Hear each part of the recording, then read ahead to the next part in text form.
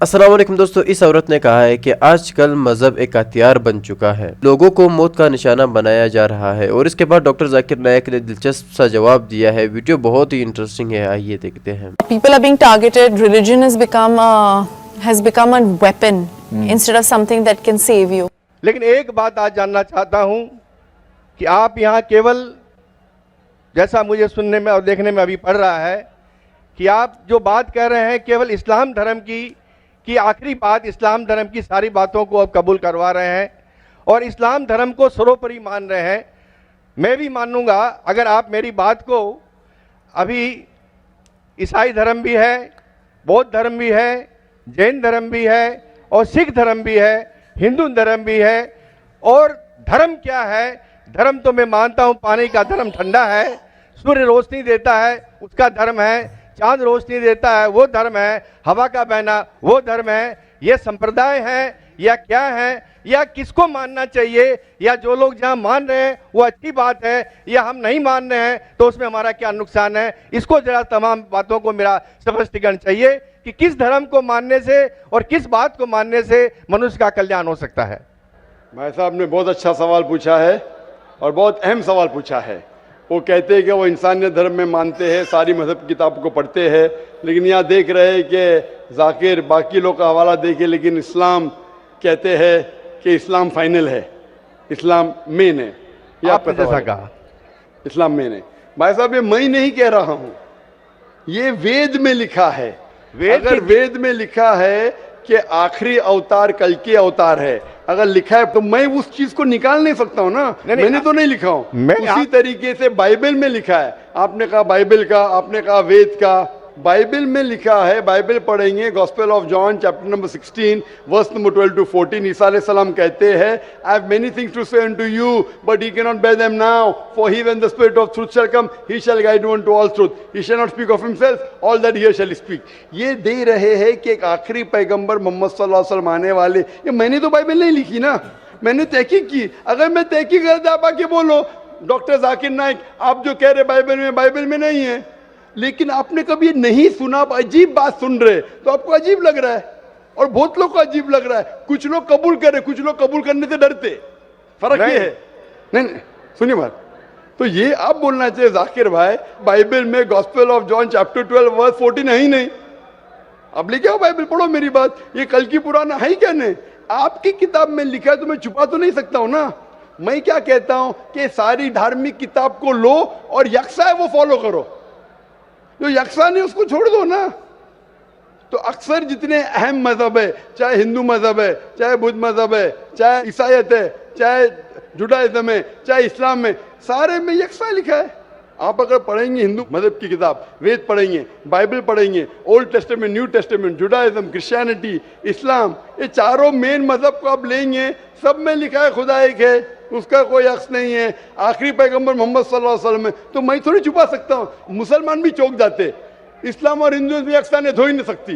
कितने मुसलमान मेरे खिलाफ है, हिंदुइज्म और इस्लाम में यकसानियत हो ही नहीं सकती। लेकिन जब खुदा फरमाते तालव इला कलिमतिन सवाइम बैना बैनकुम, आओ हम उस बात की तरफ जो यकसा है। मैं भाई साहब जितनी लंबी तकरीर में दे सकता हूँ हिंदू और इस्लाम मजहब में यकसानियत, उससे लंबी तकरीर दे सकता हूँ डिफरेंसेस के ऊपर, इख्तिलाफ पे।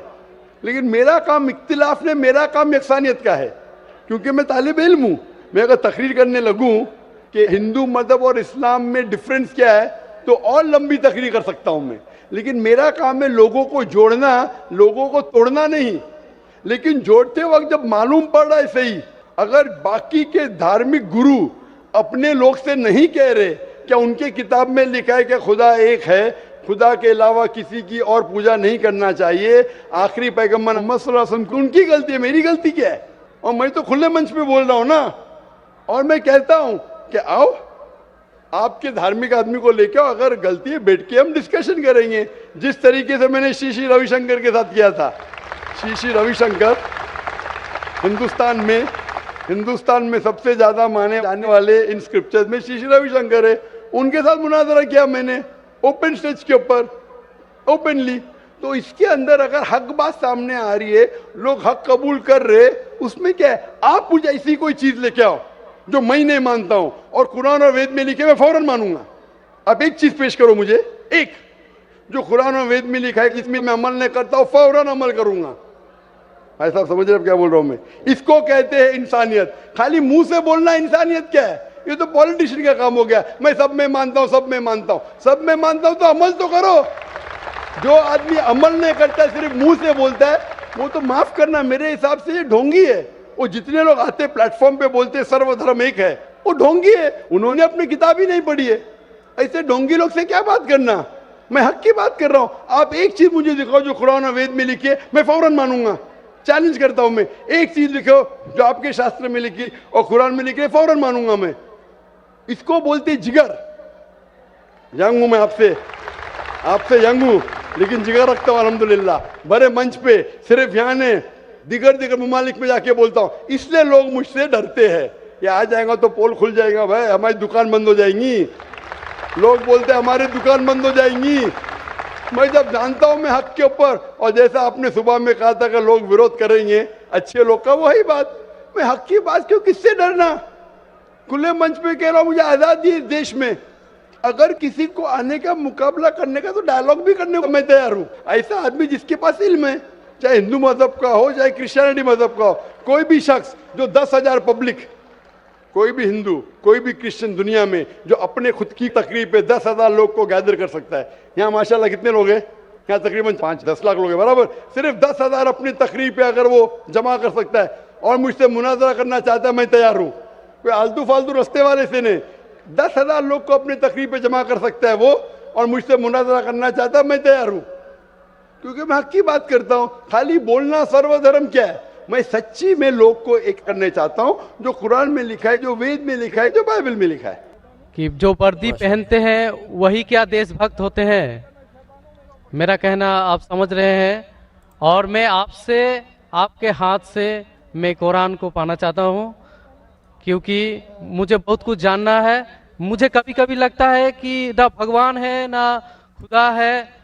अगर नहीं भी माने फिर भी वो हमें सब कुछ देगा। क्यों हम लोग वेट करते हैं हिंदू मुसलमान बनने के लिए?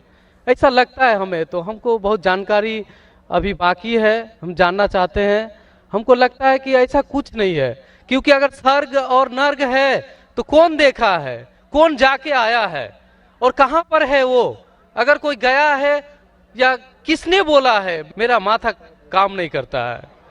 कहाँ है, किधर है? भाई साहब का 3 सवाल है।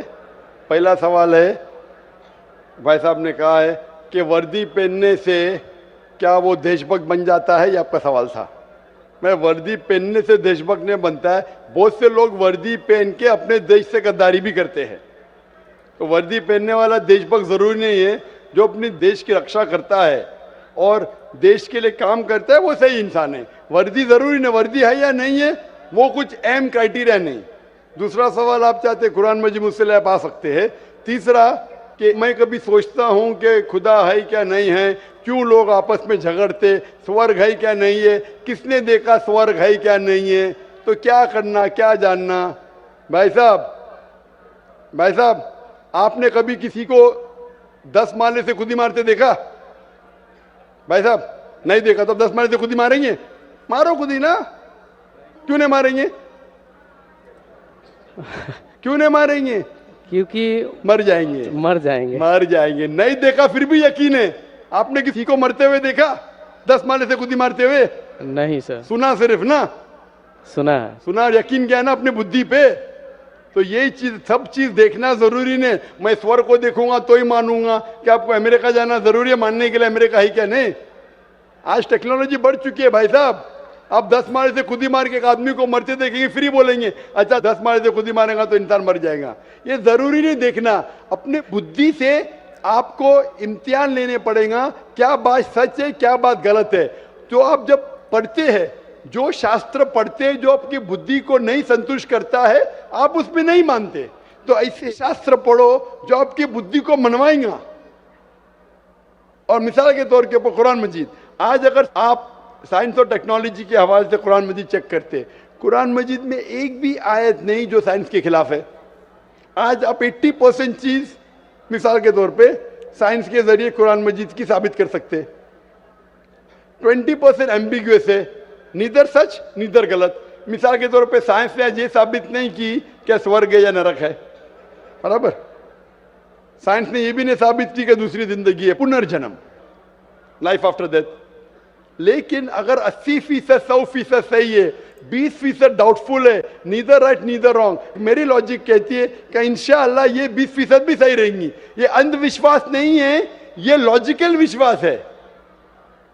तो कुरान में बाकी साइंटिफिक फैक्ट के अलावा ये भी लिखा है कि स्वर्ग है नरक है। तो ऐसी किताब पढ़ो जिससे आपका मन संतुष्ट हो। आप कुरान मजीद पढ़ो, इंशाअल्लाह आपको यकीन आएगा स्वर्ग और नरक में।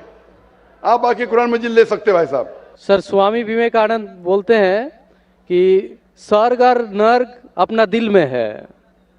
तो ये कैसे बोल दिया? ये बहुत बड़ा पंडित है। स्वामी विवेकानंद ना कि खुदा है क्या?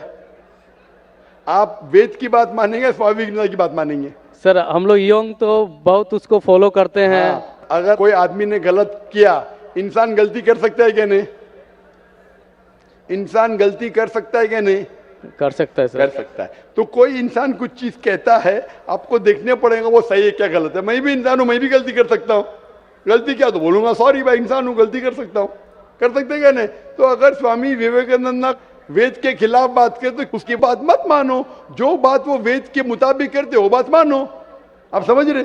मेरा भी कोई जुमला मिला जो कुरान के खिलाफ है, मेरे जुमले को भी फेंक दो ना। स्वामी विवेकानंद ना दूर की बात है, मैं अगर कुछ कुरान और सही हदीस के खिलाफ बोल रहा हूं तो मेरी बात भी मत मानो। मेरा 2 स्टैंडर्ड नहीं, मेरा डबल स्टैंडर्ड है, 1 स्टैंडर्ड है। जो खुदा ने बोला, खुदा की किताब को मानो, उसके ऊपर अमल करो। लोग अक्सर आपको खुदा की किताब से दूर लेके जाते। मैं यहाँ आया हूँ लोग को खुदा की किताब के नजदीक लेके आने के लिए। तो दोस्तों, ये थी डॉक्टर जाकिर नायक का खूबसूरत सा लेक्चर। डॉक्टर जाकिर नायक ने 2 लोगों को जवाब दिया और शुरू में आपने उस इंडियन एक्टर का भी सवाल और बातें सुने कि उसने कहा कि आजकल मज़हब एक हथियार बन चुका है, लोग मज़हब को एक हथियार की तरह इस्तेमाल कर रहे हैं। और डॉक्टर जाकिर नायक से भी उस आदमी ने सवाल किया कि आप इस्लाम को ही सही क्यों कहलाते हैं, क्योंकि डॉक्टर जाकिर नायक ने फिर उसको जवाब दिया कि इस वजह से मैं इस्लाम को सही कहलाता हूँ कि क्योंकि इस्लाम सही है। आप कुरान मजीद को पढ़े, कुरान मजीद में ऐसा कोई भी बात नहीं है कि लोग उससे डरे। लोग जब कुरान मजीद को पढ़ेंगे तो वो इस्लाम से और मोहब्बत और प्यार करेंगे। उस आदमी को डॉक्टर जाकिर नायक ने बहुत ही अच्छी तरीके से समझाया। आप मुझे ऐसा कोई इससे बेटर किताब ले आए, मैं उसी टाइम उसको एक्सेप्ट कर लूँगा। डॉक्टर जाकिर नायक ने कहा, मैंने सारे मज़हबों की किताबों को पढ़ा है, इस कुरान मजीद से बेहतर कोई भी किताब नहीं है, ना इस तरह अमन फैलाने वाला कोई किताब है। और उस आदमी के बाद एक दूसरे आदमी ने सवाल किया, वर्दी पहनने वाला देशभक्त हो सकता है? फिर डॉक्टर जाकिर नायक ने कहा, वर्दी पहनने से कोई देशभक्त नहीं बनता। बहुत से ऐसे लोग हैं जो वर्दी पहनते हैं और मुल्क के साथ गद्दारी करते हैं। फिर डॉक्टर जाकिर नायक से उसने एक और सवाल भी किया था कि मुझे कभी लगता है कि अल्लाह नहीं है, गॉड नहीं है, भगवान नहीं है, और ये जो सब कुछ है ये वैसे खुद से हुआ है। मुझे कुरान मजीद चाहिए कि मैं सही पढूं और सही जानूं कि क्या है क्या नहीं है। फिर डॉक्टर जाकिर नायक ने उसको कहा कि बेशक आप आए, कुरान मजीद मुझसे ले और आपका ये सवाल का जवाब मैं आपको देता चलूं कि कुछ ऐसे बातें होते हैं कि आपने देखे नहीं फिर भी उस पर यकीन होना चाहिए। जैसे कि आपने कभी 10वें माले से किसी को गिरते हुए देखा है? फिर उस आदमी ने कहा कि नहीं, मैंने तो नहीं देखा है। फिर जाकिर नायक ने कहा, आप इसको क्यों मानते हैं? आप 10वें माले से गिर के क्यों नहीं गिरते? फिर उसने कहा कि लोग बोलते हैं कि इससे आप मर जाओगे। तो जाकिर नायक ने सेम इसी तरह कि अल्लाह ताला को भी हम सब ने नहीं देखा, लेकिन हमें उस पर यकीन रखना चाहिए कि अल्लाह है और अल्लाह रहेगा। फिर वो आदमी हंसा और उसको समझ आ गया कि बेशक ऐसे कुछ बहुत से बातें हैं कि हमें उस पर यकीन रखना चाहिए, चाहे हमने देखे हो या नहीं देखे हो। ये दुनिया को बनाने वाला बेशक है। ये दुनिया तो ऐसे नहीं बनी है, ये पहाड़, ये सूरज, ये ज़मीन, ये पानी, ये इसका भी हर चीज़ का मालिक होता है, तो इसका भी एक मालिक है, वह हमारा रब है और हमारा अल्लाह है। उम्मीद है कि आपको हमारी वीडियो पसंद आई हो। वीडियो पसंद आई है हमारे चैनल को सब्सक्राइब करें और वीडियो को लाइक करना ना भूलिए। मिलते हैं नेक्स्ट वीडियो में। अल्लाह हाफिज़।